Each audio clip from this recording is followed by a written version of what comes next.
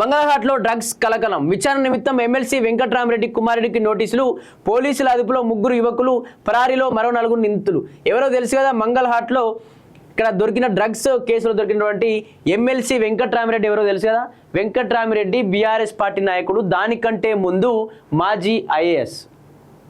ఇక్కడ సిద్దిపేట కలెక్టర్గా పనిచేసినటువంటి వెంకట్రామరెడ్డి ఇక్కడ చాలా పెద్ద ఎత్తున స్కామ్లు జరిగిపోయాయని చెప్పేసి కూడా చాలా మంది ప్రతిపక్షాలు మాట్లాడినాయి. స్కాములు చేసిండు, కలెక్టర్గా ఉన్నప్పుడే చాలా పెద్ద ఎత్తున స్కాములు చేసిండు. అవి భయపడకుండా ఉండడం కోసమే రాజకీయ రంగు పులుముకున్నాడు అని చెప్పేసి కూడా రకరకాలుగా ఆ టైంలో, ఆ సమయంలో ఇతను బీఆర్ఎస్ పార్టీకి వస్తున్న సమయంలో మాట్లాడారు. ఒక ఐఏఎస్ చదివినటువంటి వ్యక్తి, అతని నాలెడ్జ్ వేరు, అతని ఆలోచన విధానం వేరు. ఎందుకు పార్టీలోకి రావాల్సి వస్తుంది, ఐఏఎస్లు ఎందుకు ఈ విధంగా మారిపోతాడు అని చెప్పి రకరకాల యువత కావచ్చు, మేధావులంతా కూడా పెద్ద ఎత్తున క్వశ్చన్ చేశారు. వెంకట్రామరెడ్డి ఎమ్మెల్సీ పదవి కోసం కేసీఆర్తో చేతులు కట్టి ఎమ్మెల్సీ పదవి కోసం అతను బీఆర్ఎస్ పార్టీలోకి వచ్చినట్టుగా కూడా పెద్ద ఎత్తున చాలామంది మాట్లాడారు. వార్తాపత్రికల్లో కూడా ఆ పెద్ద ఎత్తున కూడా ఇన్ఫర్మేషన్ వచ్చింది.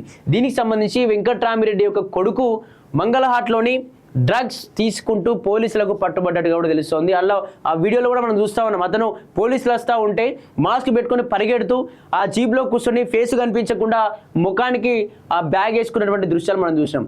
తప్పు చేసిన వల్ల ముఖం దాచుకోవాల్సిన అవసరం ఏముంది? నువ్వేదో సంసారలాగా మంచి పని చేసినా, లేకపోతే ఉట్టిగా నేను మంచినీళ్ళు తాగుతుంటే పోలీసులు వచ్చి పట్టుకున్నారా అని చెప్పేసి ముఖం దాచుకున్నట్టు కాదు. నువ్వు చేసిందే దొంగ పని. ఆ దొంగ పనిలో మళ్ళీ మాస్క్ పెట్టుకోవడం, మళ్ళీ ఫేస్కి బ్యాగ్ పట్టుకొని నేను తప్పు చేయకుండా నేను కావాలని ఎత్తికెళ్తున్నారని చెప్పేసి ఈ విధంగా మాట్లాడడం ఎందుకు?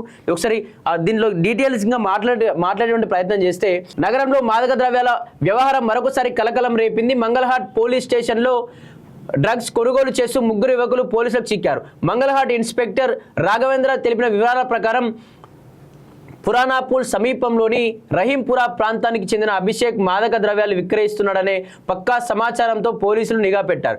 డ్రగ్స్ కొనుగోలు చేసేందుకు అక్కడికి వచ్చిన భరత్రాజ్ రెడ్డి, అభిషేక్ బొట్టు యవనీత్ను అదుపులోకి తీసుకున్నారు. 20 గ్రాముల గంజాయి, హోష్ ఆయిల్ సాచెట్లు, 20 గ్రాముల చెరస్ స్వాధీనం చేసుకున్నారు. మరో 4 అక్కడి నుండి పరారయ్యారు. పట్టుబడిన 3 నిందితులపై కేసు నమోదు చేసి వారికి 41 సిఆర్పిసి కింద నోటీసులు జారీ చేశారు. ఎమ్మెల్సీ కుమారుడి పాత్రపై వస్తున్న వార్తలపై మంగళహాట్ ఎస్హెచ్ఓ రాఘవేంద్ర స్పష్టతనిచ్చారు. గంజాయి విక్రయించే షెడ్లర్ల వద్ద ఉన్న ఫోన్ కాంటాక్ట్ జాబితాలో ఎమ్మెల్సీ వెంకట్రామరెడ్డి కుమారుడి ఫోన్ నెంబర్లు ఉన్నట్లు గుర్తించామన్నారు. ఈ క్రమంలోనే విచారణకు హాజరు కావాలని కోరుతూ ఆయనకు నోటీసులు ఇచ్చామని వివరించారు.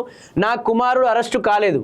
ఇక్కడ తండ్రి చెప్తా ఉన్నాడట, నా కుమారుడు ఇంకా అరెస్టు కాలేదు అని చెప్పేసి. తన కుమారుడు డ్రగ్స్ తీసుకున్నాడని అతన్ని మంగళహాట్ పోలీసు అరెస్ట్ చేశారని జరుగుతున్న ప్రచారాన్ని ఎమ్మెల్సీ వెంకట్రామరెడ్డి ఒక ప్రకటనలో తీవ్రంగా ఖండించారు. మీడియాలో వస్తున్న వార్తలు పూర్తిగా నిరాధారమైనవని, అందులో ఎలాంటి వాస్తవం లేదని స్పష్టం చేశారు. గురువారం ఉదయం మంగళహాట్ పోలీసులు తమ ఇంటికి వచ్చి డ్రగ్స్ కేసుకు సంబంధించి విచారణ జరపాలని, దానికి తాము పూర్తి స్థాయిలో సహకరించాలని తెలిపారు. కామన్ ఫ్రెండ్స్ ఫోన్ జాబితాలో ఉన్న సమాచారం ఆధారంగానే పోలీసులు ఈ విచారణ జరపాలని, పోలీసులు విచారణలో తన కుమారుడు ఎలాంటి డ్రగ్స్ తీసుకోలేదని తెలియదని విచారించారు. తన కుమారుడు భరత్ను పోలీసులకు అరెస్ట్ చేయలేదని స్పష్టం చేశారు. ఇక్కడ డైరెక్ట్గా పోలీసు అరెస్ట్ చేసేటువంటి దృశ్యాలు మనం చూసినాం, అతన్ని ఎత్తుకెళ్ళేటువంటి దృశ్యాలు మనం డైరెక్ట్గా చూసినాక మళ్ళీ ఇట్లా కవర్ చేసేటువంటి మాటలు ఎందుకు? సరే, నిజంగా తప్పు చేయలేడా? సరే, కోర్టులు ఉన్నాయి, పోలీసులు విచారణ చేస్తున్నారు, విచారణలో తప్పు లేదని తెలిస్తే తప్పుగా, సరే మీ కొడుకు మంచి వ్యక్తి, మీ కొడుకు యొక్క ఫ్రెండ్సే తప్పు చేశారు అనుకో, సరే వాళ్ళని శిక్షిస్తారు, మీ కొడుకును వదిలేస్తారు కదా తప్పు చేయనప్పుడు. మరి దానికి కోఆపరేట్ చేయనప్పుడు ఎందుకు ఇటువంటి మస్తుగా వస్తే ప్రచారాలు? ఎందుకంటే మీరు ఒక ఎమ్మెల్సీ, ఒక ప్రజాప్రతినిధి కాబట్టి ఇటువంటి చాలా వస్తాయి. ఇటువంటి అన్ని కూడా నిలబడాల్సినటువంటి పరిస్థితులు ఉంటాయి. ఎందుకంటే ఒక ఎమ్మెల్సీ కొడుకే ఈ విధంగా చేసిందని చెప్పి చాలామంది తప్పు పడేటువంటి అవకాశాలు ఉంటాయి. కాబట్టి తప్పు చేస్తే ఖచ్చితంగా ఎవరినైనా శిక్షించేటువంటి పరిస్థితులు ఉంటాయి.